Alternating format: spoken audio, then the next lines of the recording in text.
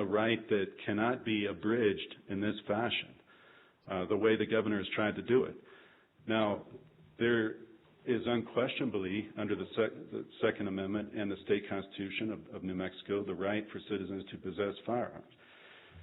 Law-abiding citizens can possess firearms in public. The governor's attempt to make this a public health emergency is not an exception that appears in the Second Amendment or in the state constitution. It doesn't appear in Bruin, it doesn't appear in McDonald, it doesn't appear in Heller. That's because in Bruin, Heller, and McDonald, there wasn't a public emergency. There wasn't anything that was declared by a governor. That's what makes it different, I think, in this case. So is it a difference that makes a difference? It doesn't make a difference because, Your Honor, the Second Amendment has no provision for that. If it truly meets that Public Health Act, which we're not looking at today, if it truly meets that definition of a public health emergency, which it may, we've got a gun problem in New Mexico.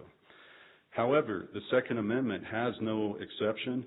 It has no part of it that says as long as a state governor can issue an emergency, you're allowed to take our citizens' firearms. It doesn't say that. There's no case that has ever said that. There's no historical evidence of that. There's no support for it in anything. How about other cases that have involved public health emergencies where courts have had to decide whether things like, I'm thinking about obviously during the pandemic, when there were restrictions on the rights to assemble, and there were courts across the country that had to kind of deal with that. Those were First Amendment rights that were at issue. How does that play into my analysis here?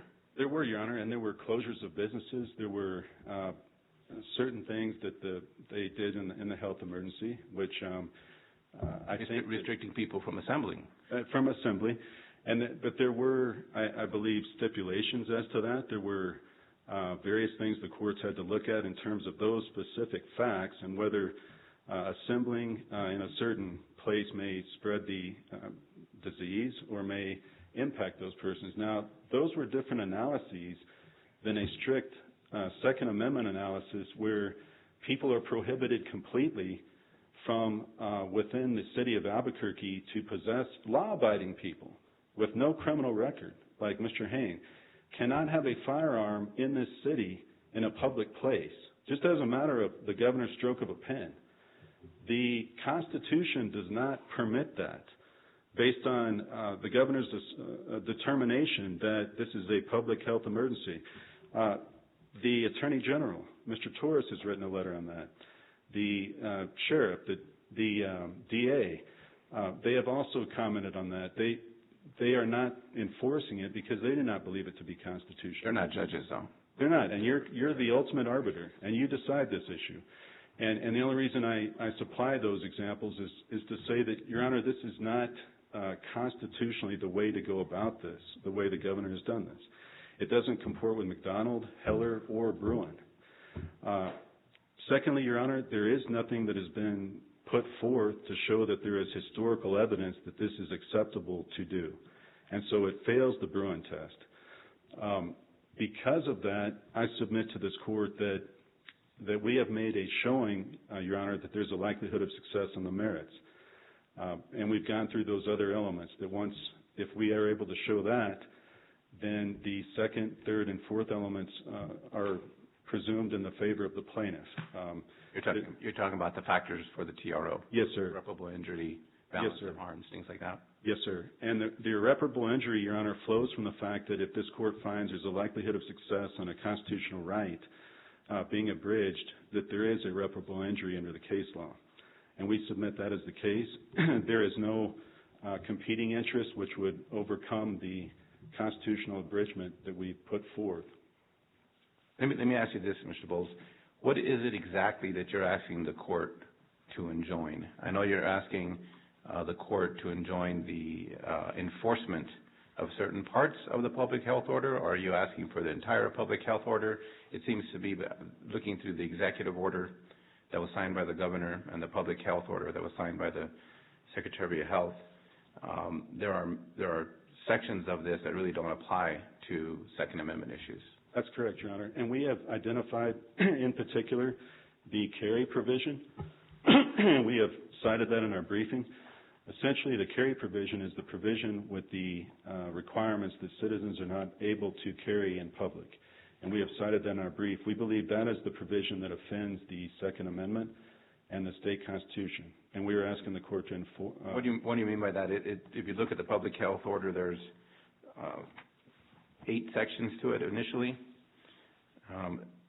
Looks to me like Section 1 would be one that you're challenging, which is no person other than a law enforcement officer or licensed security officer shall possess a firearm, so forth.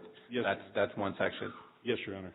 And the next one that I see that would be applicable would be Section 4 of the public health order, which states that no person other than a law enforcement officer or licensed security officer shall possess a firearm on state property, public schools, and public parks. That's correct, Your Honor. Outside of those 2 sections of the public health order, are you challenging anything else? No, Your Honor. If it does not impact the Second Amendment, we are not challenging those. All right. And this is, if any of the other plaintiffs have a different view on that or have a different challenge to any other section, I'll hear from you when it's your turn, but that's how I read this as well. Yes, sir. And, Your Honor, finally, I will say, as to the issue of standing, Foster Haynes does have standing. He has laid that out in the declaration he has filed. He has indicated a reasonable apprehension of fear of the enforcement. I did raise the examples earlier about law enforcement as an impact standing.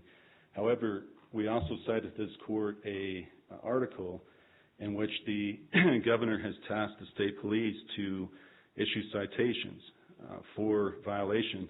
Now, to my knowledge, that has not happened to date.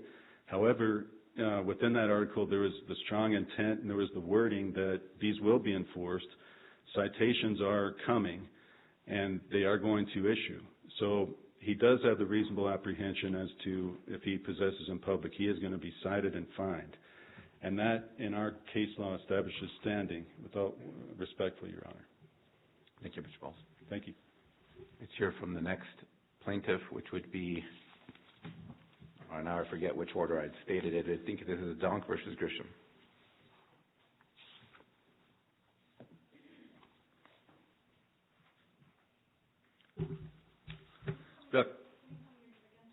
Yes, Anthony Napolitano for plaintiffs Donk and Gunners of America.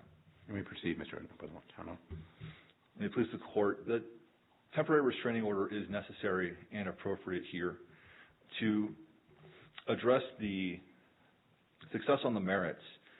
The Bruin case makes clear that there must be a historical analog for any regulation of the exercise of the Second Amendment right. And Your Honor asked about the difference here between Heller, McDonald, Bruin, and this case because there's an emergency that has been declared. For a deprivation of gun rights to be permissible under Bruin, there must be a historical analog from the relevant time period, and there are none. In fact, Bruin expressly warns against making entire municipalities, in that case the island of Manhattan, a gun-free zone or I believe they called sensitive place, and that's Bruin at 2118. The issue here is expanding this law to the general public area of Bernalillo County is well beyond the scope of any historical analog for the regulation of gun rights. In fact, to address Your Honor's other question... You're not asking me to make a determination on the historical analogs at this hearing, are you? Because that seems to me like it's going to be quite a bit to delve into. Or are you saying that Bruin has already conducted this analysis because the issues were such the same that I can use that for determining the substantial likelihood of success in the merits? What I'm saying is twofold, Your Honor. First, that I do believe Bruin has conducted historical analysis on this, and by expressly stating that they could not expand the sensitive place doctrine, which is a similar idea here. There's a threat of gun violence, and therefore we will prohibit guns from being carried in a certain place. Expanding that to an entire municipality is not within the historical analysis for the Second Amendment. So Bruin has done the work for this court, and therefore it is required that this be restrained. And the second part of that is if the defendants would like to enter into the record some alleged historical analog for it, then perhaps Your Honor would have to, do your own analysis on that. But it would have to be from the founding period per Bruin, and potentially from around the time of the 14th Amendment's ratification. So it's a very limited time period in which they would have to present that analog. Why do you say potentially the ratification period? It seems to me like the 14th Amendment is what applies to states like New Mexico. So why wouldn't we be looking at 1868 as well as during the time that the Constitution was signed? Because the language of the Second Amendment was ratified at the time of the founding itself, and not during the 14th Amendment's adoption. And so the Bruin Court gives the founding era really gives it the most weight and establishes it as the primary period to look at, and allows for some other analysis outside of that on a limited extent, but it has to also be represented at the founding. So if the two matched up, it would work. If they did not match, it would not work. So here, Your Honor asked previous counsel about the public health assembly restrictions during COVID.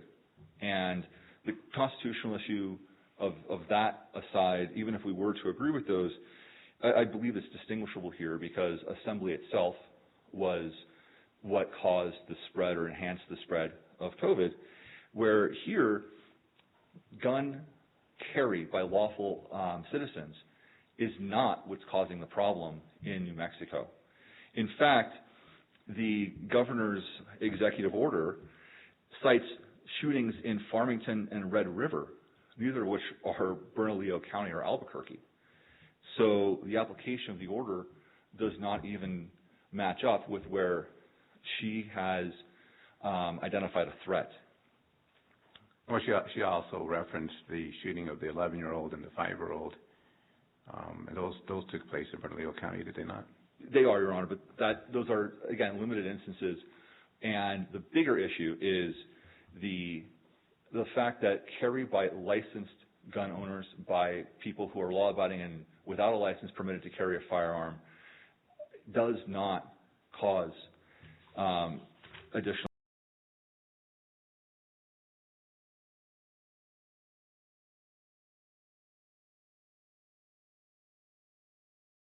A right that cannot be abridged in this fashion. Cause additional.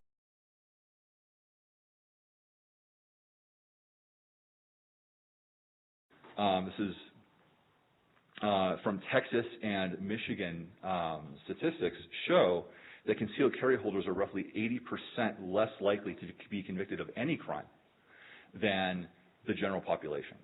So this law is targeting the wrong people. It is not affecting the actual problem itself. So that's neither here nor there, however, because, as I mentioned, Bruin has conducted the analysis. And as stated in Heller, the very enumeration of the right takes it out of the hands of even the third branch of government to decide on a case-by-case basis whether this right is really worth insisting on. So we have this commanding precedent as far as the likelihood of success on the merits. Bruin has done the analysis, and the Second Amendment is being violated. As far as irreparable harm, Plaintiff Donk is a licensed concealed carry holder, and he needs to carry his gun. He feels the need to carry his gun anytime he leaves his house. He's an older gentleman who is a former Army Special Forces, and he sees that his ability to defend himself against younger people, et cetera, were he to be attacked, would still not be as good as it would be were he able to carry. So every time he is unable to carry a firearm outside of his house, which is his normal practice, even in his front yard, per the affidavit we submitted, he is he's having his right deprived. And any deprivation of rights, even for a minimal period of time, constitutes irreparable harm. That's from Peterson v. Kunkel in this district, and also citing Elrod v. Burns. So the fact that Mr. Donk, whose mailbox is across the street, and he has a community mailbox, to cross the street to get his mail, his Second Amendment rights are being violated, that is irreparable harm that has been established. And then for the public interest and balance of equities, Chamber of Commerce v. Edmondson notes that the public interest favors enjoining laws that are likely to be held unconstitutional. So in this case, all of the temporary restraining order factors have been met, and injunctive relief is required. All right. Thank you very much. Oh, I have one question for you before you get off the podium. Yes, Your Honor. You agree with the previous plaintiff's counsel that the sections of the public health order that are being challenged are Section 1 and Section 4? Yes, Your Honor. All right. Anything else on the public health order that's being challenged by your client?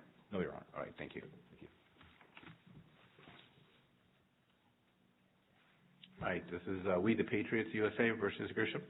Yes, Your Honor. Cameron Atkinson again for We the Patriots USA, and Mr. Smith. To take it right off the bat, Your Honor, as to the question you just asked my colleague, we are asking for Section 1 of the public health order to be enjoined. We're asking for Section 4 of the public health order to be enjoined only as it pertains to public parks and state property that encompasses state parks. Going beyond that, in our view, would require a more detailed analysis that would be better reserved for the preliminary injunction stage. We are also asking... Just to make clear, with Section 4, it doesn't sound like you're challenging the entirety of Section 4. No, Your Honor. So we would not be challenging schools, which the Supreme Court in Bruin already recognized as a sensitive place. We would not be challenging state property as it pertains to, say, the state legislative office building. That's a place where core government functions take place. It's firmly within the sensitive places doctrine as explained in Bruin, in our view. The public parks restriction that you're challenging. The public parks restriction, yes, Your Honor. We would also ask, Your Honor, to enjoin Section 4 of the executive order, which is the portion that directs all local and state law enforcement to enforce the public health order. So I just wanted to make that clear. I'm not going to tread the well-trodden ground that my colleagues have covered so far, but I do think that this case, to Your Honor's question, represents a seminal moment in American jurisprudence of what do we do with public health emergencies and the state police power as they impact individual rights. And I think the Supreme Court in Cuomo, the Cuomo case, the Roman Catholic Archdiocese versus Cuomo case, answered that question for us.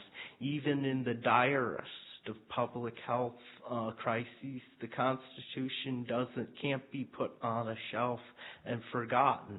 That controls this analysis in our view.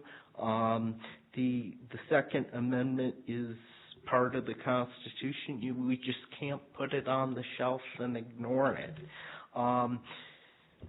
With respect to Bruin itself, I think Your Honor has two ways to go about issuing your decision here. The first way, which would be the narrower one, would be to take Bruin's language that the Second Amendment's text presumptively guarantees a right to public carry, and then take the language of the test it adopted in the sense that it's the government's burden to bear establishing the well-established and representative historical analog. Our belief is that you could issue narrowly a temporary injunction based on the presumptive textual guarantee and reserve the broader issue of whether there's a historical analog for the preliminary injunction phase.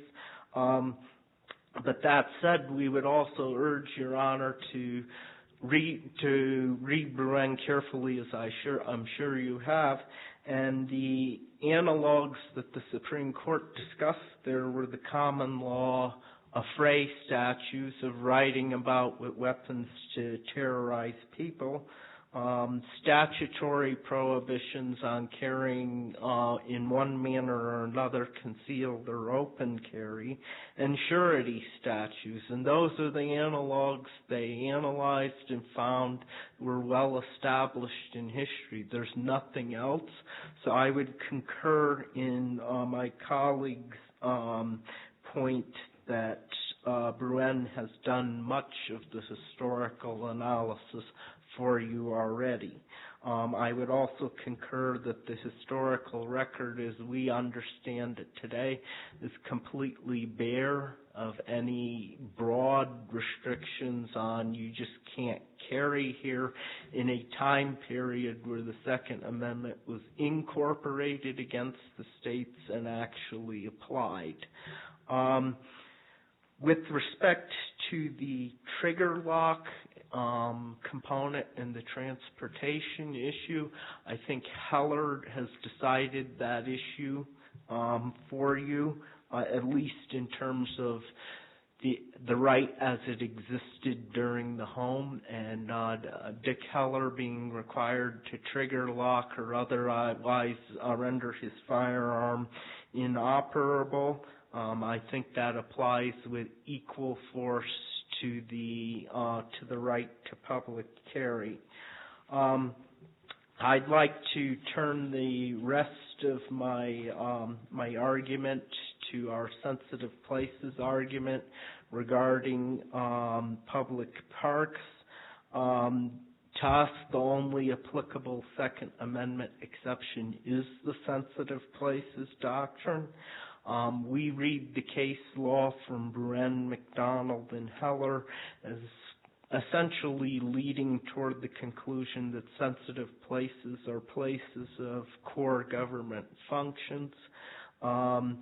We urge the court to take a very careful look at the Coons and Antonyuk decisions that discussed how public parks and their forerunners, specifically Battery Park in New York, Boston Common in Boston, predated the founding, endured after the founding, and didn't have carry restrictions. We also urge the court to consider that the first, what we have located as the first carry ban in public parks was the 1858 Central Parks ban, and that grew out of a adherence to Henry David Thoreau's Romanticism and not any legal philosophy at that point. That movement took some time to pick up steam. By 1871, per my research, there were only 5 major cities that banned the public carry of firearms in public parks, and no state fell into that number. And in terms of looking to what Bruen's definition of a well-established and representative historical analog is, that falls far short. We think the subsequent history up until 1890 shows about 25 states and 25 cities and one state, if my memory serves me correctly, had adopted those types of bans. Again, that's not a well-established or representative historical analog. And then finally, we would turn to New Mexico not having the prohibition prior to Governor Grisham and Secretary Allen's order. We submit that public parks aren't. Did Bruin say anything about public parks? Bren didn't say anything about public parks. Where Bren addressed the sensitive places doctrine was New York's kind of post-ad hoc attempt to characterize the entire borough of Manhattan as a sensitive place, and it gave us guidance, but it expressly said we're not undertaking to define the full scope of this, so we have to return to the historical analysis under Bruin. That's why we think Coons and Antonyuk are very persuasive cases that Your Honor should look at, because they've already done the work on a very detailed historical record, and they came to the conclusion that these were not well established or representative historical equivalents of sensitive places. If I may, Mr. Smith, he's getting old. He's not fleet of foot where he can outrun an attacker. He's not strong enough to overpower an attacker.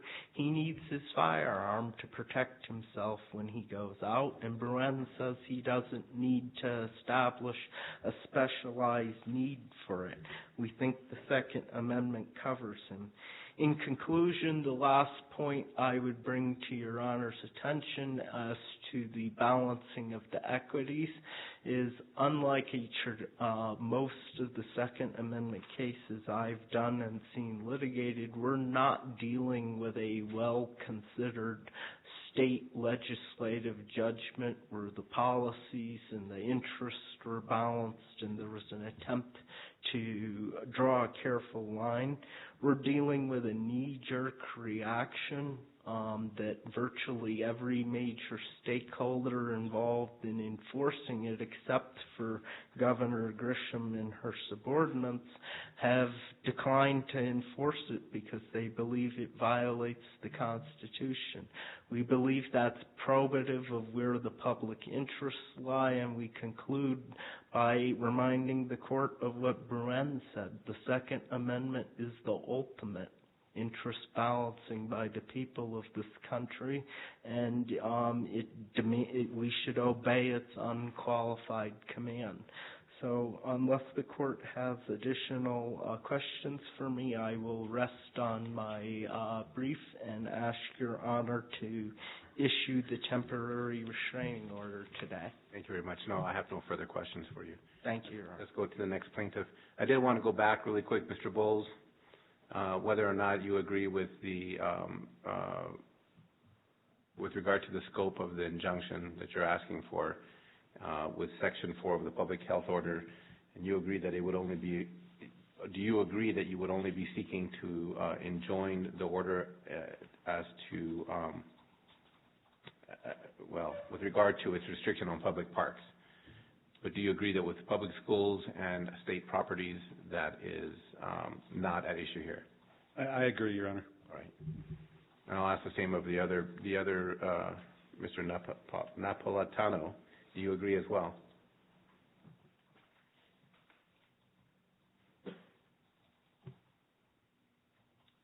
We disagree, Your Honor. Okay. There are a few reasons for that. The first is that most of the sensitive places that my colleague said may be protected already are protected without this public health order, and so the order would not enhance any protection for them. In fact, it would create greater confusion and difficulty. You're saying that the firearms are restricted from schools, public schools, and state properties? Well, not all state properties, and this is the other problem, Your Honor.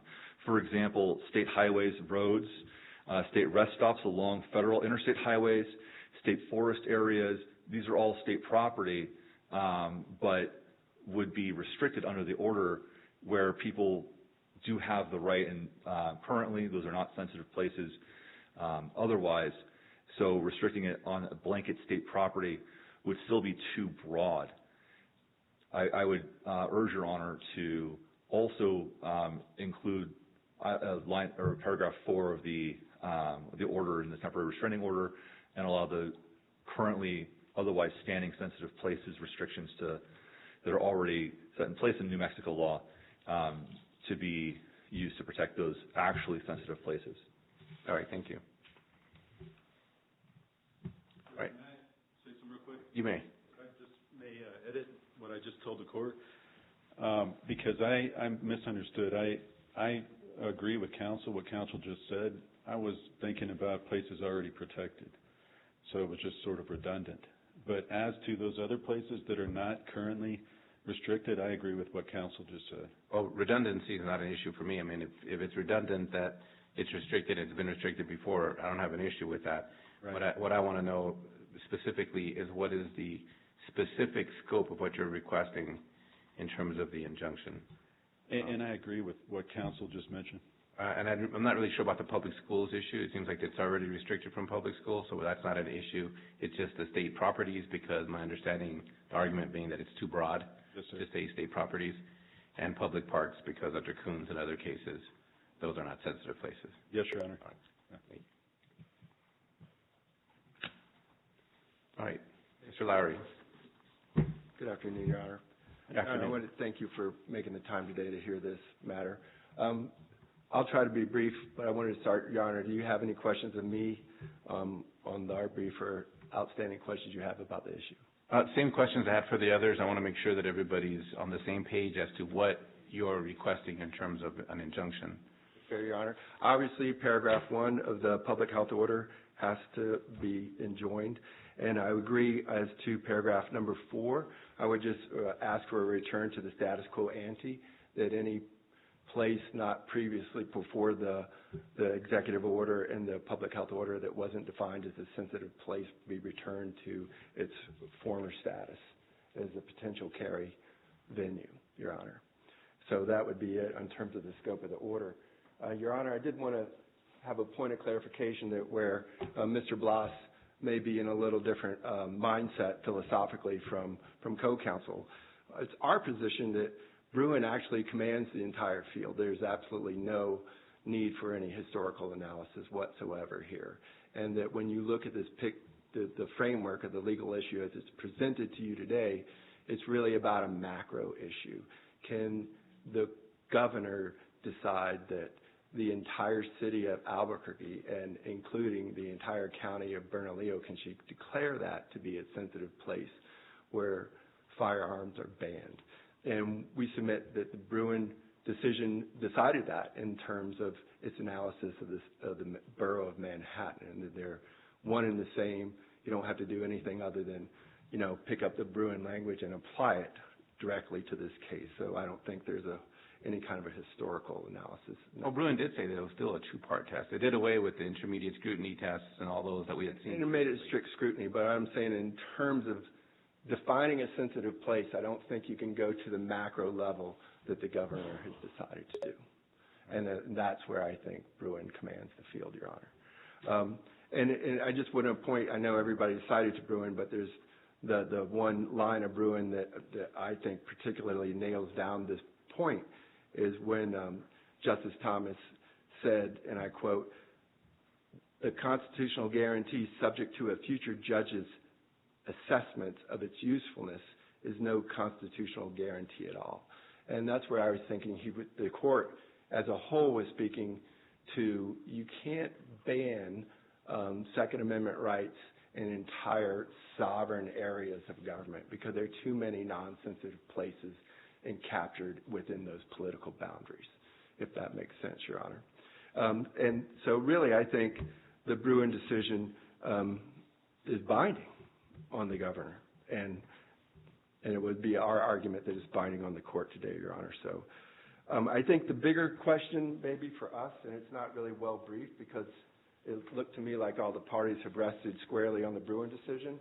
You started out the beginning of this by asking Mr. Bowles, what about the public health emergency? And I did take time to look at that before today's hearing, Your Honor. And I think what's really important in that is if you take a step back and take a step back from the Second Amendment and say, are these orders even public health emergencies? And I think that won't speak for the court, but it sounded to me like that's the way you phrased it. And I think it emphatically is not a legitimate public health order, and I'll tell you why.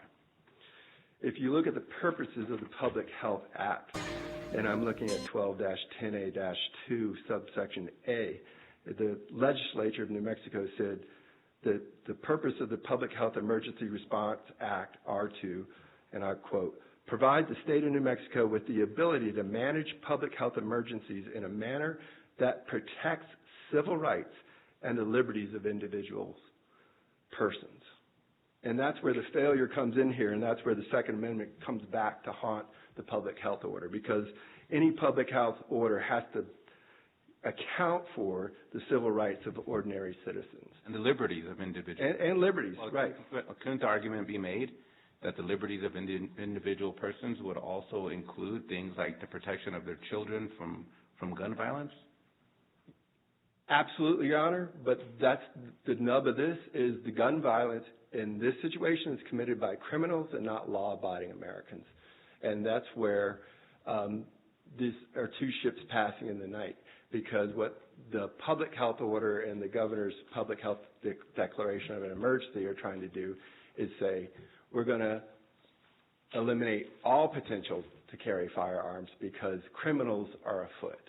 Well, they're only criminals until they shoot and kill someone, right? So we don't know. Well, let me just, 1 second. For instance, the young boy who was shot and killed at the Isotopes Park, the 11-year-old boy. Right. We don't know, as last I saw, no one knows who the shooter was. That shooter, what if that shooter was a concealed weapon, a permit carrier who had a concealed weapon, lawful otherwise, didn't become a criminal until he shot and killed the boy, right? Well, we don't know. Exactly. I mean, he could have been a felon in possession of a firearm. Well, I mean, he might have been a felon while he had the firearm, but he could have been in a stolen vehicle. That assumption is just, the assumptions that the court makes, or that I'm making as a devil's advocate here, those assumptions are made by the parties as well, saying that you're assuming that these are law-abiding citizens, or that carry weapons, that only carry weapons, or carry weapons. We have both law-abiding citizens and citizens who don't abide by the law, carrying weapons. And that's the issue. And I think I understand the point here that law-abiding citizens should not be burdened, and their constitutional rights should not be burdened simply because of the acts of one or two people or three people. But I think the governor's point is, and I have to say that I don't blame her for trying to do something, although I'm not saying it's constitutional, but to take action in the face of these terrible deaths going on, why wouldn't that be, as far as the public health order is concerned, why wouldn't that be protecting the liberties of the individuals in New Mexico? I'm glad you asked the question, Your Honor. Give me a moment to answer it. Because if you look at the Public Health Emergency Act and you look at 12-10A-3 subsection G, it defines a public health emergency. And a public health emergency means the occurrence or imminent threat of exposure to an extremely dangerous condition or a highly infectious or toxic agent, including a threatening communicable disease that poses an imminent threat of substantial harm to the population of New Mexico or any portion thereof. And so when you look at this, I mean, you have to, if you're going to uphold, if the court's considering upholding the public health order on the falling under a permissible act of the governor, you would have to find that everyone's under constant threat of an extremely dangerous condition. And I don't think, unfortunately, and I regret, I don't disagree with the governor's attempt to rectify gun violence in this city, in this state, in this country. I mean, it's abhorrent, and nobody's here to support gun violence. I mean, I'm for the firm prosecution of anybody that commits a crime in this state, in the city, in New Mexico, and otherwise. But I think the issue is defining walking down the street, whether our clients have guns or not. The criminal element isn't going to respect these orders or the laws. You know that as well as I do. We have a terrible crime problem in Albuquerque. So to strip people of the right to defend themselves against people that could care less, you have to assume that the criminal mind is going to go, oh, I was going to kill an 11-year-old boy at Isotopes Park, I could go to prison for life for that. But if I go to prison and get fined $5,000, I'm not going to do that. I mean, there's no additional deterrence value to the criminal mindset that these orders put in place that's going to decrease crime, and that's the problem. You're basically saying that there's not a close enough nexus between the stated purpose of the health order. Exactly, and I was going to get to the... Yeah. Yes, pardon me. There's not a close enough nexus between the public health order's purpose or stated purpose and the restriction on law-abiding citizens from carrying firearms.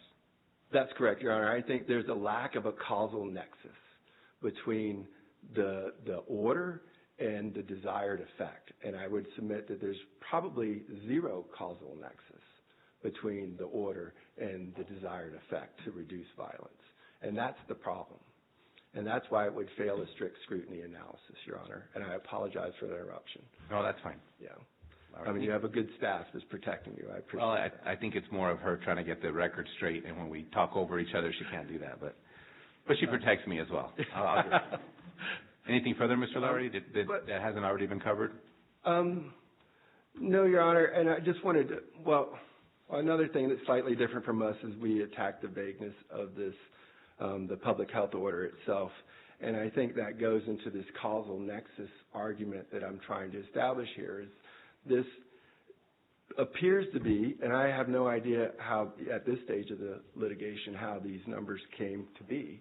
You know, the definition of the sovereign areas that are banned, that fall under the ban, are cities or counties averaging 1,000 more violent crimes per 100,000 residents and 90 firearm-related emergency department visits per 100,000 residents. You know, it just seems, unfortunately, too broad for the ordinary person to know what that is. Not only too broad, but I mean, even then, back to the causation, it's too broad. Nobody could pick this up and understand where they were standing. So I wouldn't, but for the media articles saying this is Albuquerque and Bernalillo County, I couldn't sit at my computer and figure this out. I think it's vague, but the more critical problem in terms of causation is, wow, if we dropped, you know, if we increased the firearm-related emergency department visits, what if we made that 100 instead of 90? Would that change the calculus? Would that give causation?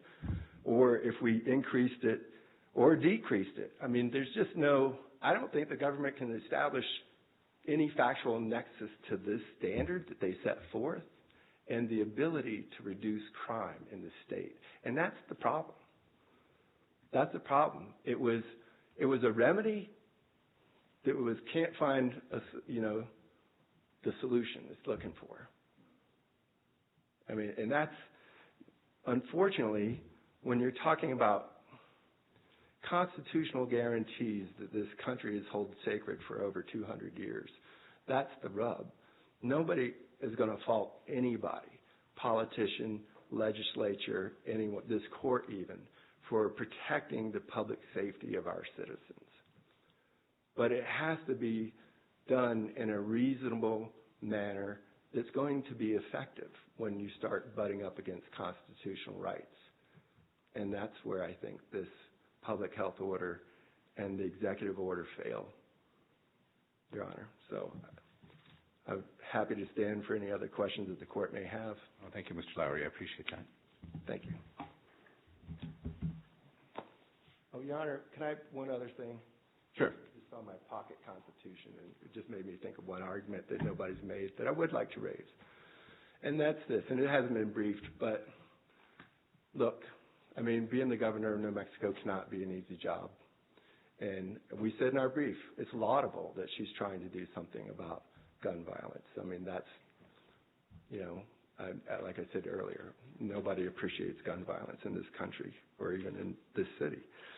But when we're talking about things like the public health order and where there's I think the statutory language said an extreme threat to public safety, I mean, the governor has other means to protect the public safety. And so I look at the state constitution in New Mexico, and it says the governor's executive powers under Article 5, Section 4.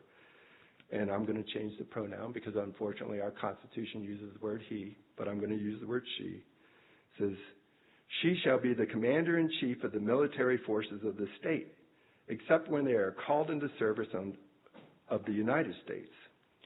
She shall have the power to call out the militia to preserve the public peace. And that's, to me, I mean, the governor has alternative means to protect public safety.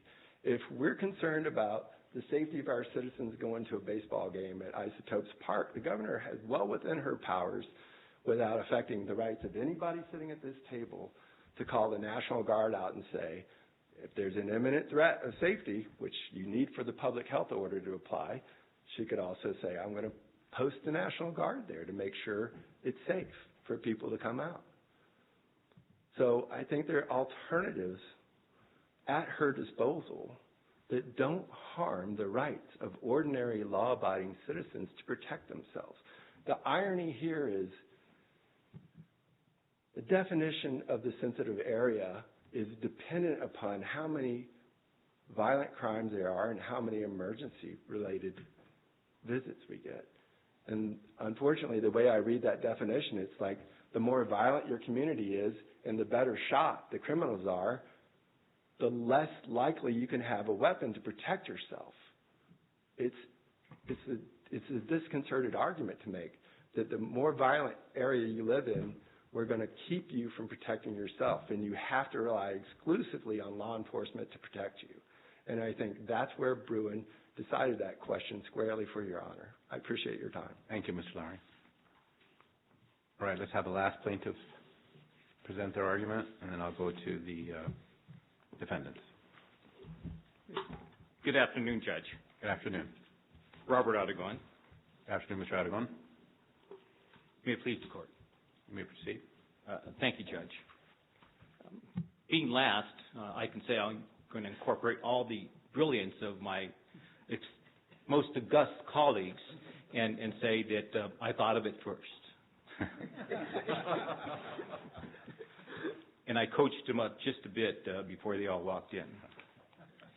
So, in all seriousness, Your Honor, the arguments of counsel were on point and directly relevant to the issue at bar. I would ask the Court to, in regards to Mr. Fort et al., to grant the TRO predicated on Section 1 and 4 with the exclusions delineated by Mr. Napolitano. And the exclusions being, I'm still unclear on those. I guess the public schools, I would not. Yes, and Your Honor, those are core government centers, and I will suggest to the Court that I do have, and representing as an officer of the Court, I do have knowledge that APS and any public school within the confines of this order are protected not only by state law but also federal law that prohibits firearms from being present in school other than those people who are, again, specifically outlined in the order, i.e. Police officers, et cetera, because they do have armed police officers within APS. So those exceptions notwithstanding, again, incorporate the exceptions outlined by Mr. Napolitano. We would ask for the same redress by this Court. Your Honor, there's not much more I can say. I do believe that when the Court looks at McDonald, the Court looks at Heller, the Court looks at, in particular, Gruden, I am absolutely convinced that there is no way that we could make this order comport with what the justices indicated are codified within the Constitution and the Second Amendment rights. And again, I could make additional arguments, but you've heard them all, Judge. But here's an argument that I think that the Court needs to take into account that really hasn't been discussed much. And it's not necessarily this document, the United States Constitution, because we have talked about that almost ad nauseum, but rather Article 2, Section 6. And it does state very specifically, Your Honor, no law shall abridge the right of a citizen to keep and bear arms for security and defense. For security and defense. So we can talk about our founders, and I think that has been well discussed and well briefed by all counsel, and I would assume as well as counsel for the defendant in this case. But there's no way to separate the governor in New Mexico from the state's constitution. Specifically, when she took the oath of office, she affirmatively stated to all of us in this room, all of us, that aside from defending this document, the state's constitution, she would also defend this document, the state's constitution. And we look at that oath, and she's a learned colleague, she's a member of the bar. You cannot separate Article 2, Section 6, which clearly says, and I'm not here to discuss the Public Health Emergency Response Act. We have legislators in this room, very esteemed legislators, who probably should address it in the next legislative session. But that's not what's at bar. What's at bar here is whether this order offends either the federal constitution, and I would submit by incorporating the arguments of counsel that it does, clearly delineated in the cases that were cited. But also, Your Honor, we cannot pretend as though this document, the state's constitution, doesn't exist. And if we acknowledge that it does exist, and that we are governed by it in the state of New Mexico, the governor is also charged with upholding this because she's affirmed that. And the clear reading is easy, even for a guy like me, who's an otherwise a street lawyer, arguing in this most august setting, that no law shall abridge the right of a citizen to keep arms for security and defense. My client carries an arm, carries a weapon for exactly the purpose that our state founders contemplated in the state's constitution. And that provision outlined in Article 2, Section 6 has not been discussed. Was it something that you raised in your complaint? No, Judge, we did not. And again, I apologize for that. And again, I think this is why it's so good to be in person so that we can engage in dialogue, not only with our colleagues, but also with this most esteemed court. Because we are New Mexico. And we can't be New Mexico if we ignore the governing documents that everyone in this room is charged to follow, including but not limited to the governor. So the question that begs to be asked, Your Honor, aside from, again, all the comments made by counsel, is where does the state constitution come in? And I would suggest to you that that, too, has to be considered by this court. Well, for the purposes of this TRO, I'm not sure that the state constitution provision would be something that I will hang my hat on. And I'm sure the court won't do that. Right. But I am also confident, as an officer of the court, that the court must also look at other points of guidance to assist it in determining whether this is a broad overreach. And we would all concede a couple of things to it. That would be for the ultimate merits of this case, I think. That is correct, Your Honor. For now, let's stick to, and I don't mean to cut you off, but I think the important part here is to look at the request for the TRO, whether under the cases cited and the legal authority cited by the parties here, the plaintiffs are entitled to a TRO. And that's what I'm looking at with regard to the factors that are outlined in And precisely, and I won't be redundant because we've said it, every one of us has said the same thing.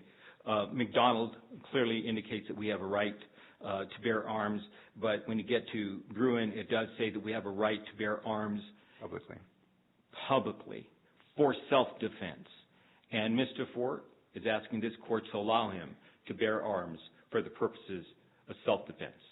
And I will rest along with all the other comments of my colleagues and ask you to incorporate their arguments with ours as well, because I believe we are all asking the court for the same redress. I'll yield to questions, Your Honor. Thank you, Mr. Aragon. I think I have all the answers that I need at this time. I may come back to the plaintiffs after I've heard from We'll go to this guy. All right, let's hear from the defense, from the defendant. Good afternoon, Your Honor. May it please the Court. You may proceed. First, I'll note that Mr. Aragon, to our distinguished legislators that are here, I believe he called you extinct. I think he meant to say distinguished, but I believe that you exist and that you're here. So don't worry, everybody. We know you're around. One of the preliminary things I want to discuss, Judge, is that the defendants actually haven't been served with some of these cases. So I'm a little bit just sort of going on instinct about what the general issues are. I know we were served with the maybe the Forte case and the Blas case yesterday. I think the Donk case was faxed to the Attorney General's office, but it wasn't served on our office. I think I read one in the newspaper, but I don't know which one it is, if it even is one of these ones. So to the extent that there are, issues other than essentially this Second Amendment Bruin scenario, if somebody would alert me to that so we can talk about that, I think we can do that. Yeah, and I think that, as you know, with the TRO, the court could have issued this ex parte, but I wanted to, given the sort of the significance of this issue, I wanted to make sure that the governor had a chance to respond at least before I considered the TRO, and that's why I'm glad that you're here today. Sure. But I agree that you have not, and I fully understand that you haven't had the ability to review some of the briefs that have been filed, probably fully, but I anticipate you will at some point later in this litigation. The only issue we're here for now is whether or not the plaintiffs, to determine whether or not the plaintiffs have met their burden of showing that under the factors for a TRO, whether or not those have been met. I think, to be honest with you, I think you have kind of a hard road here to get up, especially given the Supreme Court's holding in Bruin and McDonald and Heller. So tell me, with regard to the substantial likelihood of success on the merits, and tell me how I should be looking at that and what's your position on that? Sure. I think that Bruin actually raises more questions than answers. And to remember and to recall here that Bruin is a licensing case. That's a little different than what we're talking about here. I was struck by something that Mr. Aragon just said about no law when he was reading from the state constitution. And I want to point out to the court that this is not a law. This is a temporary enforcement of the public health code to protect public safety. But I'll get to that a little more in a second. I think everybody in this room agrees that gun violence in Albuquerque is a problem. I think probably most people agree that gun violence everywhere in the state and the country is a problem. My colleagues to my left believe that the answer is more guns on the street and not less. My colleagues to my left argued, I think, a pretty bright line, and Your Honor noticed it, which is that lawful firearms owners do not commit crimes. I wish that were true, but I don't think it is. I wish when our police officers walked down the street, they could see people wearing a shirt that said good guy and somebody with a shirt that said bad guy. But that doesn't exist. And so what we have instead are people out in public with weapons and no way to discern who the good guy is or who the bad guy is, or who the good guy is right now that might be a bad guy in 20 minutes. And so with that, the nexus between this public health emergency and the ban, the temporary pause on what difference does that make, whether it's a temporary pause or something that is more permanent? Sure. I mean, as far as the constitutional analysis goes, what difference would it make?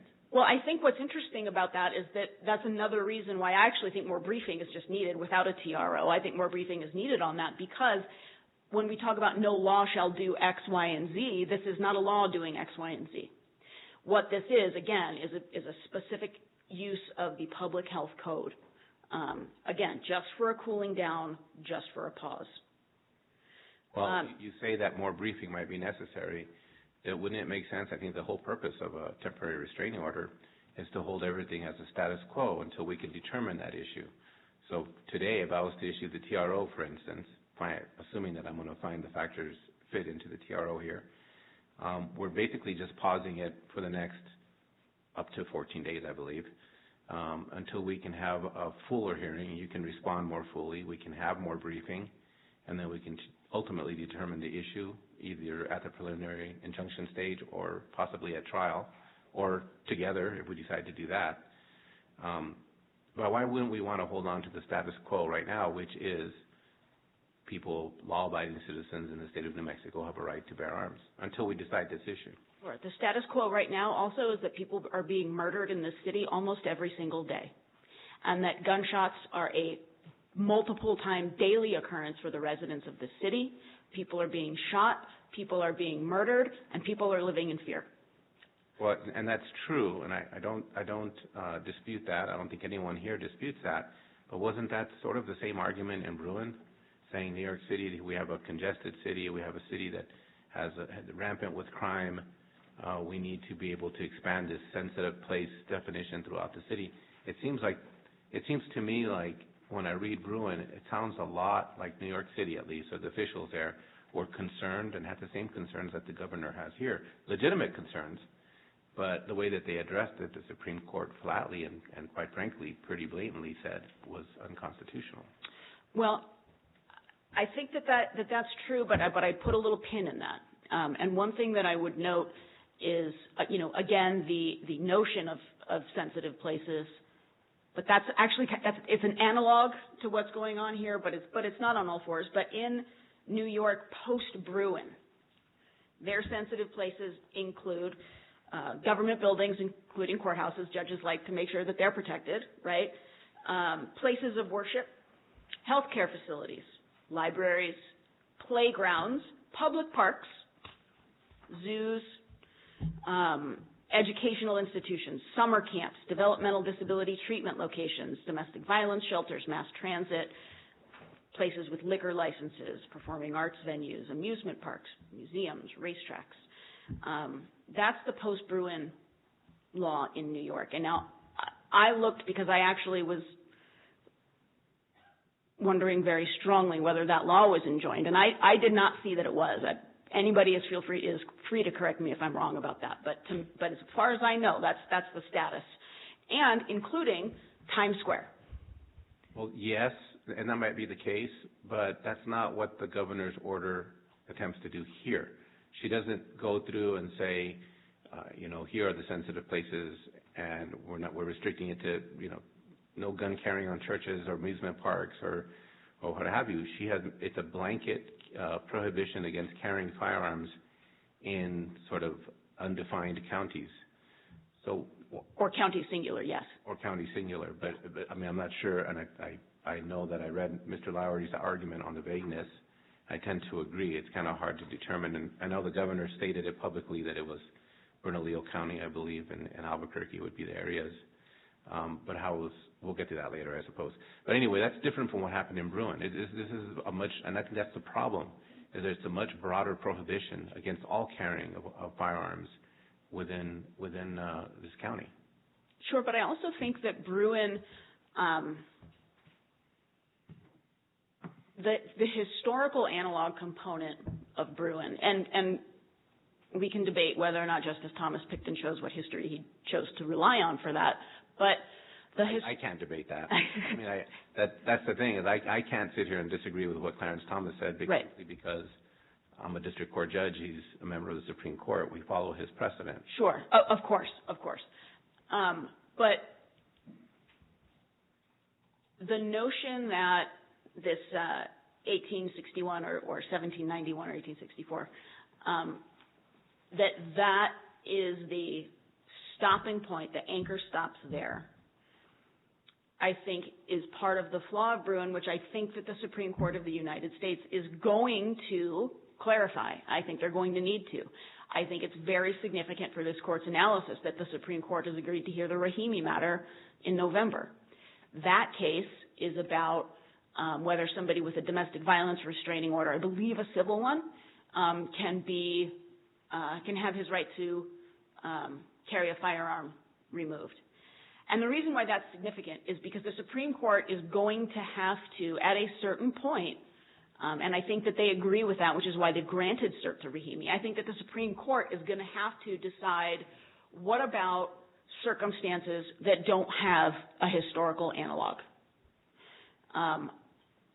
I don't like saying it, but I think it's true that, in 1791, there was no such thing as domestic violence because nobody thought it was bad, right? It was just what you did. You beat your wife. So there is no analog to, 300 years ago for something that didn't exist. And I think that right now we are in a very similar moment, that we are looking at something that did not exist. And I don't think that the law in New York, in Bruin, I don't think it had historical, data in the legislative record or anything else. But what we do have here, what is it that doesn't exist in this case? What do you mean by that? Sure. What we have here that did not exist previously, right, is a commingling of two very, very serious, in and of themselves, two very serious issues: drugs and guns. And I'm sure it's in the PHO, and the governor also issued an executive order declaring drugs an emergency. I think the confluence of that is extremely important. And this isn't 1791. We don't have muskets, right? We don't use leeches anymore. What we have here is a confluence of emergencies. And what we have here is a very temporary cooling off period where the Department of Public Safety can go pick up people on warrants, where the Department of Health can do additional studies from all of the hospitals about data about gunshot victims and put together a robust report so people can see where the problems are and help address them. I think that those are very important goals. And I would also say that the Department of Health's authority to do this goes back at least 100 years as far as I can find. We can't go back to 1791 and what did New Mexico do because we didn't have New Mexico in 1791, but what we can say is that the Public Health Department, and I know we were talking about that earlier, but is that the Public Health Department has to control and abate sources of mortality and other conditions of public health. And that's what they're trying to do. The question is, though, can they do it at the expense of the constitutional right, like the Second Amendment? Well, sure. But in this case, no one is saying you can't buy a gun, and no one is saying you can't get a concealed carry permit. No one is saying you can't carry that gun somewhere else. I thought that's exactly what it does say, is you can't carry the gun. Outside of Bernalillo is what I'm saying. Oh. You can carry your gun over there. What if you live in Bernalillo? What if for those residents and law-abiding citizens who live in Bernalillo and don't go anywhere else?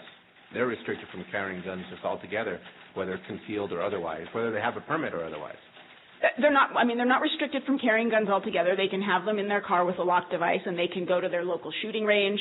They can go to competitions with it. There are things they can do, but I'm not saying I don't understand your point, because I do. What you're talking about is the carrying of weapons for self-defense. Right. And I get it. But again, what I would say is the status quo is more guns, not less. Right? That's the argument that I keep hearing from the folks on my left. More guns, not less. And at this point... And I have to say, I don't hear that from them. Sure. What I hear from them is they just want the right to carry their guns. They don't want necessarily more guns on the street. They just want the right to carry the guns. Where are you getting this idea that they want more guns? What they're saying is more people on the streets with guns is safer than less people on the streets with guns. Okay. So, okay? So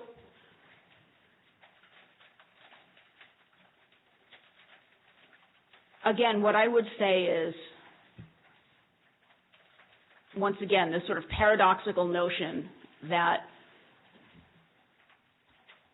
people will break the law,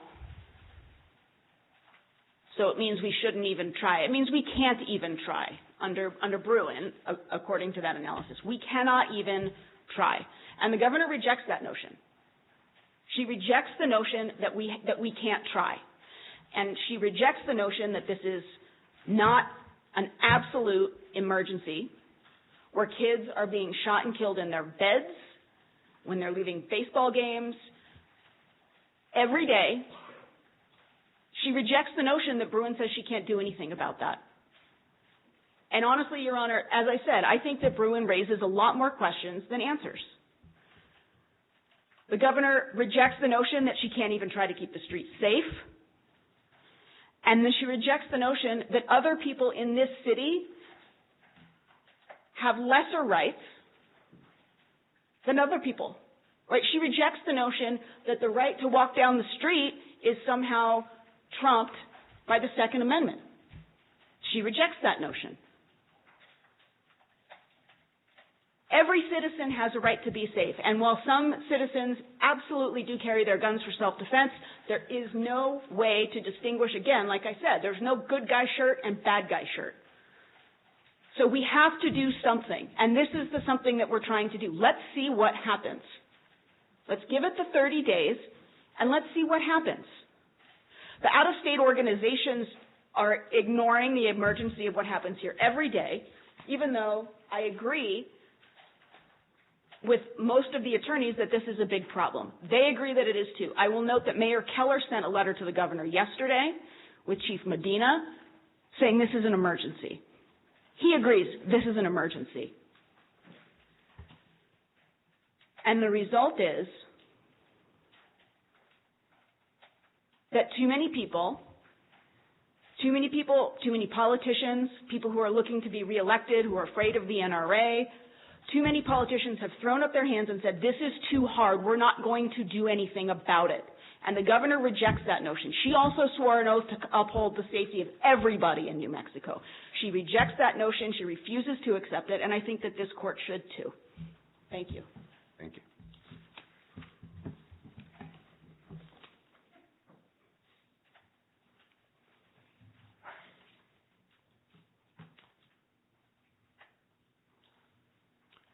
Court's going to take about a 5-minute or 10-minute recess to look over some materials and determine if I have any further questions for the parties.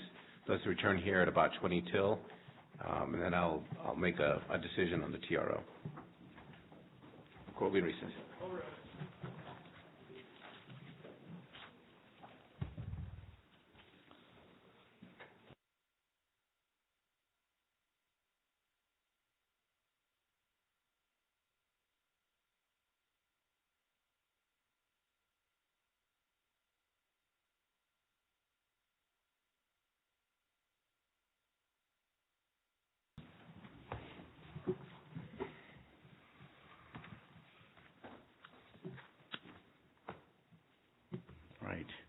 Thank you all for the arguments today and for the thorough briefing on the issue before the court. The court agrees with all the parties here today that gun violence is a significant problem in the state of New Mexico, and in particularly in Albuquerque and the city of Bernalillo, or the county of Bernalillo. In particular, the court is, as many people have been extremely affected by the deaths of children to gun violence in this state. But today the court is faced with a much more sort of narrow issue and question, and that is whether, under the express terms of the public health order issued by the governor and the Supreme Court precedent that I have to deal with today and have to follow, whether the plaintiffs have shown that the 4 factors for establishing a TRO have been met in this case. And after reviewing the motions before the court, the arguments made by the parties at this hearing, the public health order signed by the Secretary of New Mexico Department of Health, the Executive Order 2023-130, and the applicable law regarding restrictions on the public carrying of firearms, the court will grant the plaintiff's motion for a temporary restraining order. and will temporarily enjoin the defendants from applying and enforcing Section 1 of the New Mexico Department of Health's Public Health Emergency Order, issued on September 8, 2023, and Section 4 of the New Mexico Department of Health's Public Health Emergency Order, issued on September 8, 2023, to the extent that Section 4 imposes additional restrictions on the carrying of firearms that were not already in place prior to the issuance of the public health order. The court finds the plaintiffs have met their burden of showing a substantial likelihood of success on the merits, given the Supreme Court's holdings in New York State Rifle and Pistol Association Incorporated versus Bruin, District of Columbia versus Heller, and McDonald versus Chicago. In particular, the court finds that Bruin's holding confirming that individuals have a right to carry a handgun for self-defense outside the home supports the contention that plaintiffs have met this factor for justifying a temporary restraining order at this stage of the litigation. The court further finds that if an injunction is not issued, plaintiffs have shown they will suffer irreparable harm. Again, the Supreme Court, in cases like New York Times Company versus United States and Elrod versus Burns, has made clear that the violation of a constitutional right, even for minimal periods of time, unquestionably constitutes irreparable injury. As to the balances of harms and whether an injunction would be adverse to the public interest, the court finds these factors also favor the issuance of a temporary restraining order, as courts have similarly found that it is always in the public interest to prevent the violation of a party's constitutional rights, and the balance of equities favors those whose constitutional rights are threatened. The court will issue a written order on the TRO, probably this afternoon or tomorrow, but it is effective as of 2:55 p.m. on September 13th, 2023, today's date, and will be in effect for the next 14 days. The court's decision today is not a final adjudication on the merits of the litigation. The court will hold a hearing on the plaintiff's motions for preliminary injunction on September 27th, 2023, at 10 a.m. in this courtroom. The plaintiffs will not be required to provide security or a bond. That will be the court's order on that. Any questions?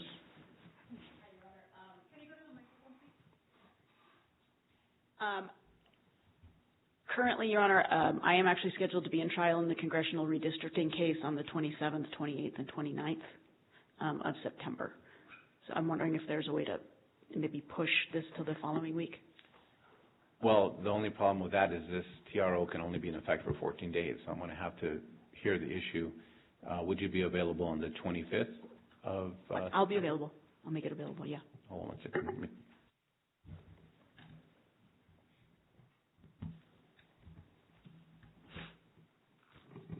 I'm getting a thumbs up from the courtroom deputy. Let me see from the other counsel. They'll be available on September 25th? Your Honor, I will not be available. The 25th is Yom Kippur. All right.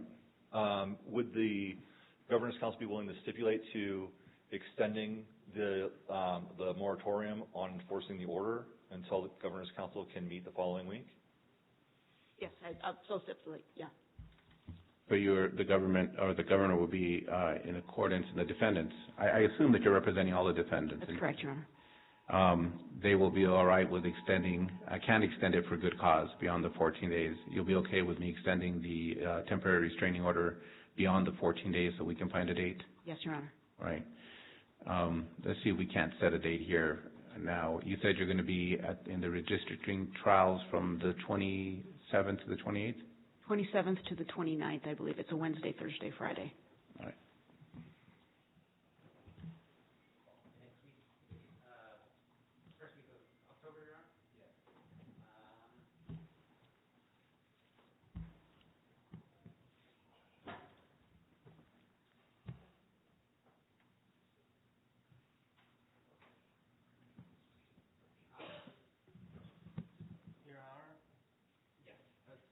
Scheduling, I should note for the record, and perhaps ask my colleague if she's also representing Defendant Harold Medina of the Albuquerque Police Department. I can represent to the court that in the past few days I received an email from the Albuquerque City Attorney, Attorney Lauren Keefe, representing to me that Mr. Medina has no intention of enforcing the governor's order, but I don't know how that would impact the 14 days because Mr. Medina is a defendant in our action. I'm not sure what you mean. How would it affect it? The TR will be in place for 14 days. We're agreeing on a schedule. Our colleague has stipulated on behalf of the state defendants to go beyond the 14 days. As to Mr. Medina, obviously I need to discuss with Attorney Keefe how to proceed with him, but I want to bring to the court's attention that our colleague may not necessarily be stipulating for all of the defendants in the We the Patriots USA case. And again, I think for good cause, the court can extend the 14 days. We would ask you to do so. And I will do so. Thank you, Your Honor. So let's set October 3rd, 10 o'clock a.m. in this courtroom for the motion on preliminary injunction. Again, the governors and the individual defendants are, well, not individual defendants, but the defendants in their official capacity may provide a response to the motions for preliminary injunction that have been filed. Hopefully I can get those ahead of the hearing so we can consider them. Any other questions from the parties regarding the temporary restraining order? No? All right. Court will be in recess. Thank you.